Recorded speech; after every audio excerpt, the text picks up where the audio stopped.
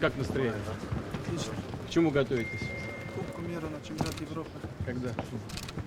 15 марта Кубок мира, 15 апреля Кубок чемпионат Европы. Ну, через месяц. Месяц. И до конца они будут здесь, да? Не, они уедут, Нет, это сейчас. базовый сбор, затем следующий сбор у них. И мы уедем в Якутию. У нас очень знаменательное событие, Владимир Владимирович.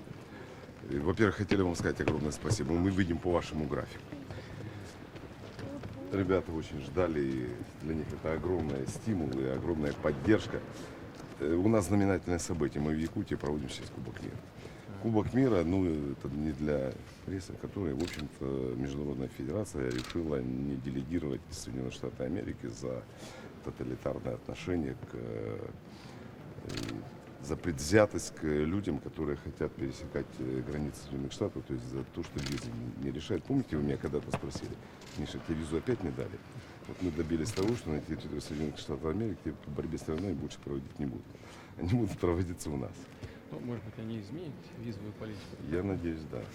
И чемпионат вернется. И поэтому взяла Якутия, это, значит, приезжают у нас две команды Соединенных Штатов Америки. Вот мы, Ну, в Якутии надежнее, чем в Соединенных Штатах. конечно. Тем более мы такую поддержку получаем от Министерства спорта. Если Владимир Владимирович. Ну, в Штатах, кстати, много хороших борцов. Вот, ну там, начиная с того, что 18-й год лучшим спортсменом Соединенных Штатов, обойдя бейсбол и все баскетболы, борец стал лучшим борцом, лучшим спортсменом Соединенных Штатов Америки. Ну, это здорово. Ну, то есть, Кай Снейдер, вот, которого за 25 секунд на чемпионате мира в Будапеште 2 месяца назад Садулаев положил наш русский танк. Да.